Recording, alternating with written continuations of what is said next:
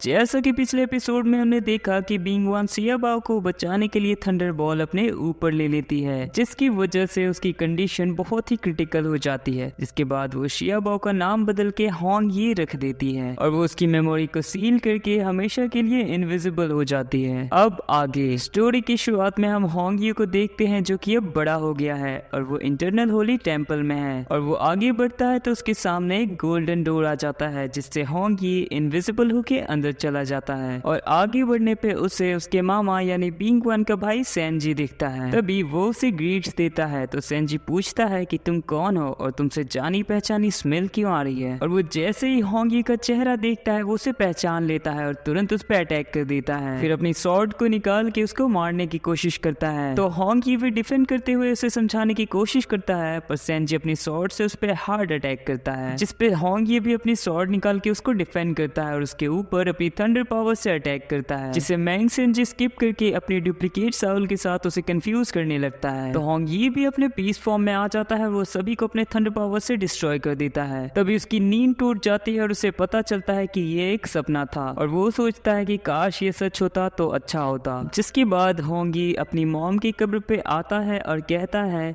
कि इस साल के बाद मैं इंपीरियल एग्जाम देने के लायक हो जाऊंगा, मुझे किसी भी हाल में ये एग्जाम क्लियर करके आपके नाम को जस्टिफाई करना है। जिसके बाद वो वहां से चला जाता है और पास में ही उसके पहचान के एक अंकल के घर आ जाता है। क्योंकि स्नोफॉल की वजह से सभी रास्ते बंद थे, इसलिए आज रात को वो उनके घर ही रुकने वाला था। और अब रात हो गई है और होंग यी अपनी कमरे में बुक पढ़ रहा है। तभी तेज हवा की वजह से कैंडल बुझ जाती है और खिड़कियां आपस में टकराने लगती है। तो होंग यी को थोड़ा डर सा लगता है, इसीलिए वो खिड़की से बाहर झांकता है। तभी उसे माउंटेन्स की तरफ नाइट आउल्स नजर आते हैं। तभी उसके पीछे से किसी लड़की की आवाज आती है, जिसे सुन के होंग यी डर जाता है और वो उस लड़की से पूछता है कि क्या तुम भूत हो या इंसान हो। तो वो लड़की होंग यी को ही गेस करने को कहती है। तो होंग यी डरते हुए कहता है कि इस दुनिया में कुछ इंसान भूत से भी ज्यादा डरावने होते हैं और मैं तो एक स्कॉलर हूँ, मैंने अपनी लाइफ में कभी कुछ गलत भी नहीं किया और यहाँ मैं अपनी मॉम की ग्रेव विजिट करने आया था। तो वो लड़की कहती है कि मैं कोई भूत नहीं हूँ, मेरा नाम यूनफुई है। और वो कैंडल को जला के होंग यी की तसल्ली के लिए उसे अपनी शैडो दिखा देती है। तो होंग यी उसे पूछता है कि तुम स्वॉर्ड फेरी हो या नाइट जो ऐसे सुनसान माउंटेन में रहती हो। तो यूनफुई कहती है कि स्कॉलर्स गॉड और स्ट्रेंज पावर में बिलीव नहीं करते हैं। तो होंग यी कहता है कि जस्टिस को बचाने के लिए यूनिवर्स को भी समझना जरूरी है और गॉड तक पहुंचने के लिए डीमन और गॉड के बारे में भी जानना जरूरी है और तुम भी इनके प्रिंसिपल को स्टडी कर सकती हो, जिसके बाद तुम्हें सभी ह्यूमन बीइंग्स का नेचर समझ आ जाएगा। तो यूनफुई कहती है कि ये अच्छी बात है, लेकिन मैंने सुना है कि तुम पोएम्स लिखते हो, इसलिए मुझे अपने पेरेंट्स के बच्चों के लिए एक टीचर की तलाश है और उसके फीस के बदले में सोने के 10 सिक्के मिलेंगे। और वो उसे सोने के सिक्के दिखा के कहती है कि क्या तुम चल रहे हो। तो होंग यी सोने के सिक्के देख के इस बात के लिए तैयार हो जाता है। तो यूनफुई उसी वक्त उसे पकड़ के अपने साथ उड़ाते हुए लेके चली जाती है। अब वो दोनों यूनफुई के घर पहुंच गए हैं, जहाँ होंग यी फॉक्सेस और कैट को देख के सोचता है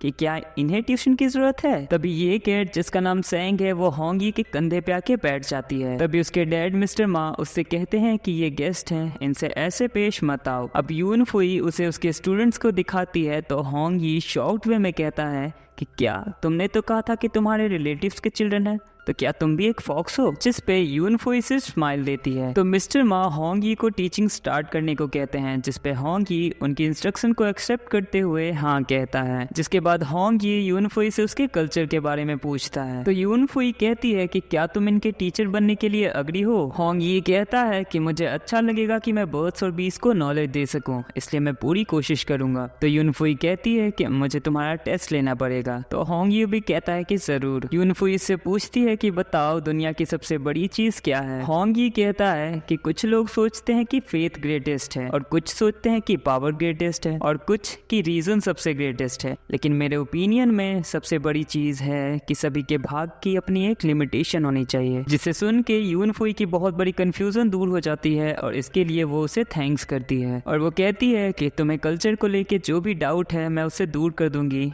पर अभी मुझे जाना होगा। इसलिए वो मिस्टर मा से कहती है कि होंग यी ये एक भरोसे वाला आदमी है, इसलिए इसे कल्चर की बुक को शॉर्ट करने में हेल्प कर देना। अब होंग यी को मिस्टर मा बुक लाइब्रेरी में कल्चर की बुक देते हैं, जिसमें वो स्क्रिप्चर्स को देख के सोचता है कि यहाँ सारी बुद्धिस्ट स्क्रिप्चर ही क्यों है। तो मिस्टर मा उसे बताते हैं कि हम फॉक्स क्लेन डीकेन टेम्पल जो कि ज़ोनजाओ के नजदीक है वहाँ रहते थे, और जब से मिनिस्टर होंग ने ये डीकेन टेम्पल डिस्ट्रॉय कर दिया उसी के बाद से ये सारे स्क्रिप्चर हमने लिखे हैं। अब होंग ये कहता है कि ऐसे 2 बुक और लिखे गए थे कई मास्टर्स और पावरफुल लोगों के द्वारा जो कि डाइकियन डायनेस्टी को मिला था। तो मिस्टर माओ से बताते हैं कि उन दोनों बुक्स को बैन कर दिया गया। तो होंग ये कहता है कि आखिर क्यों। तभी उधर से सैंग सिर पर खाना लाते हुए कहता है कि वो चिंता में थे कि उस बुक के थ्रू सभी पावरफुल ना हो जाए। और अब होंग ये उन सब स्क्रिप्चर्स को पढ़ने लगता है और सोचता है कि स्कॉलर्स कमजोर नहीं होते और मार्शल आर्ट तो बॉडी को स्ट्रेंथ करने के बारे में है और मरने और जीने की सीमाओं को पार करना है और ये दुनिया तो एंडलेस है। और यही सोच के वो मार्शल प्रैक्टिस करने लगता है। तभी उसका हाथ खिंच जाता है और वो बैठ जाता है। अब तभी वहाँ सैंग आके होंग को बताता है कि मार्शल आर्ट्स की प्रैक्टिस के लिए एक मास्टर का होना बहुत जरूरी है, पर तुम तो एक स्कॉलर हो इसलिए तुम इंपीरियल एग्जाम के फोकस की वजह मार्शल आर्ट पे फोकस क्यों कर रहे हो। होंग ये कहता है कि उसे ये उसकी मॉम की रिवेंज के लिए करना है। मैं इंटरनल किंगडम में एंटर होके मिलिट्री विद्रोह करूंगा